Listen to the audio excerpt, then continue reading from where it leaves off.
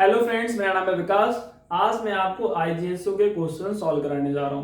तो चलो पहला क्वेश्चन पिक करते हैं। In case of the circuit shown below which of the following statement is are true.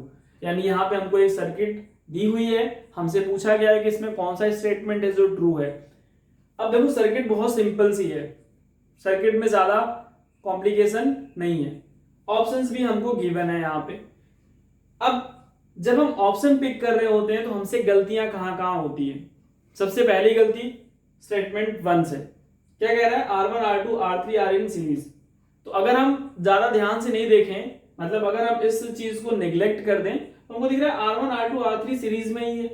तो सबसे पहली गलती हमारे साथ यही होती है कि हम ये बोल देते हैं नहीं ये तीनों स्ट्रेट लाइन में है, तो तीनों कैसे होंगे, सीरीज कॉम्बिनेशन में होंगे। तो यहीं पे हो गई गलती हमसे, क्योंकि ये सीरीज में नहीं है। अब कैसे नहीं है तो चलो जरा इसको समझते हैं। यानी ऑप्शन ए के लिए अगर हम बोले, मैं यहां पे पॉइंट सी और पी की बात करूं जरा, फॉर सी एंड पी।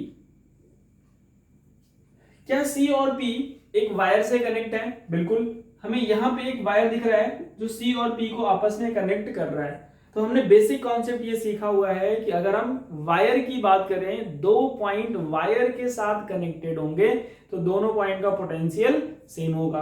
इसका मतलब potential of C is equal to potential of P। तो जब दोनों का पोटेंशियल सेम हो गया तो हम बोल सकते हैं कि दोनों सेम पॉइंट हैं। इसका मतलब जहां जहां पे P है वहां पे हम P को रिप्लेस करके C बना सकते हैं। तो मैं अगर केवल इस छोटे से पोर्शन को पिक करूं और इसी को मैं रीड्रॉ करूं, रीड्रॉ मतलब मैं बोल रहा हूं पॉइंट P ही पॉइंट C है, तो ये दोनों एक पॉइंट बन गए। दूसरा पॉइंट हमको दिख रहा है यहाँ पे B। अब हम क्या करें, सर्किट को रीड्रॉ करें। तो रीड्रॉ करने का मतलब होता है जितने भी रेजिस्टेंसेस गिवन है उनको हम वापस से सर्किट में अब जोड़ें। तो हमें दिख रहा है B और C के बीच में एक रेजिस्टर है, तो मैंने इसको यहाँ पे बना लिया R3।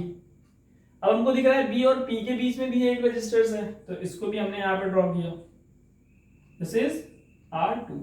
अब हमें दिख रहा है कि इनके दोनों ही एंड आपस में कनेक्टेड है, यानी ये दोनों कैसे होंगे, पैरेलल। तो option 1 wrong. Clear. Option 2 R2 and R3 are in series. तो हमें यहां पे दिख गया कि R2 R3 कैसे हैं, पैरेलल है, सीरीज में तो है नहीं, यानी ये भी ऑप्शन गलत।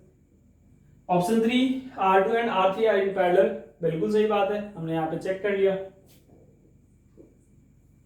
The equivalent resistance of the circuit is R1 plus R2 R3 divided by R2 plus R3। ये चेक कर लेते हैं। अब देखो R2 R3 कैसे हैं, पैरेलल में है, तो हमको यहां से एक कंबाइंड रेजिस्टेंस मिलेगा किसके लिए, CB के लिए। मैं बोल रहा हूं RCB। कितना होगा ये, तो जब भी दो रजिस्टर्स पैरेलली कनेक्टेड होते हैं तो हम इनके लिए एक सिंपल सा फॉर्मूला यूज कर लेते हैं। क्या है वो, तो दोनों रेजिस्टेंसेस का मल्टीप्लिकेशन, मतलब R2 divide into R3 whole divide by दोनों का समेशन, जो कि कितना होगा R3 प्लस R2। तो ये तो मिल गया हमें RCB। तो हमारी जो पूरी सर्किट है इसको हम फिर से रीड्रॉ करें तो हमें कुछ ऐसा दिख रहा होगा, दिस इज R1 और यहाँ पे एक रजिस्टर लगा है जिसको मैं बोल रहा हूँ RCB। अब ये दोनों कैसे हैं, सीरीज में है, तो सीरीज में है तो हम सिंपली ऐड कर देंगे। तो क्या बना ये R1 plus R2 R3 divided by R3 plus R2। तो ये ऑप्शन से मैच कर रहा है, इसका मतलब ये वाला ऑप्शन भी सही। तो देखो कितना सिंपल सा क्वेश्चन था। गलतियां कहाँ होती हैं हमें वो ध्यान रखना है, क्योंकि अब जो एग्जाम हो रहे हैं उसमें एलिमिनेशन हो रहा है। तो एलिमिनेशन में क्या करेंगे, वो ऐसे ऐसे ऑप्शन पिक बनाते हैं, जानबूझ के बनाते हैं ताकि स्टूडेंट गलतियां करें। तो हमें उन्हीं सब चीजों को मिनिमाइज करना है। ठीक है, अगले क्वेश्चन पे। तो यहाँ पे हमको एक डायग्राम गिवन है और हमसे पूछा है कि ये जो करंट आई है इसकी वैल्यू कितनी होगी। यहाँ पे कुछ ऑप्शंस गिवन है, सिंपल सा क्वेश्चन है।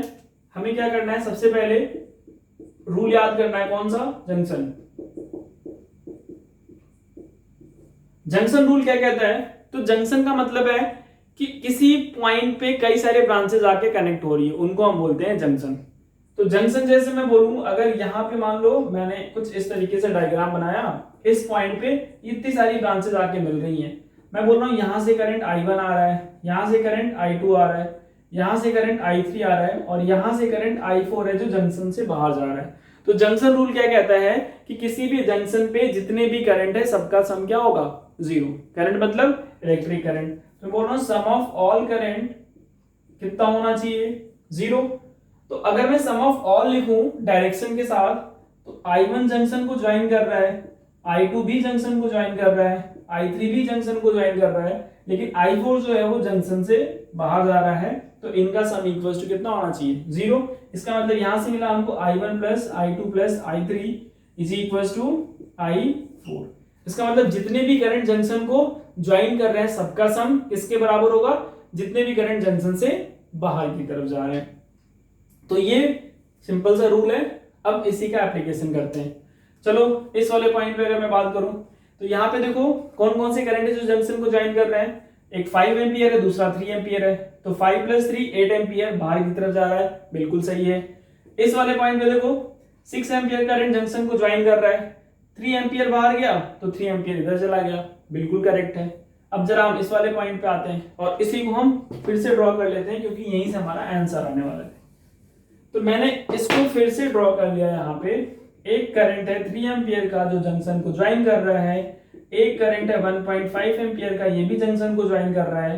इलेक्ट्रिक करंट I है जो जंक्शन से बाहर जा रहा है, और एक करंट है यहाँ पे इलेक्ट्रिक करंट है 0.5 एम्पियर जो जंक्शन से बाहर की तरफ जा रहा है। तो सभी करंट जो जंक्शन को ज्वाइन कर रहे हैं सबका सम कर लेते हैं। कौन कौन से हैं, सॉरी ये जंक्शन को ज्वाइन कर रहा है, तो ये बनेगा 1.5 plus 3 is equals to 0.5 plus I। अब अगर हम इसको सॉल्व करें तो I की वैल्यू आ जाएगी यहाँ से 4 एम्पियर, ऑप्शन सी। तो देखो सिंपल सा क्वेश्चन है, बस हमको ये जंक्शन रूल याद रखना है, सॉल्व हो जाएगा।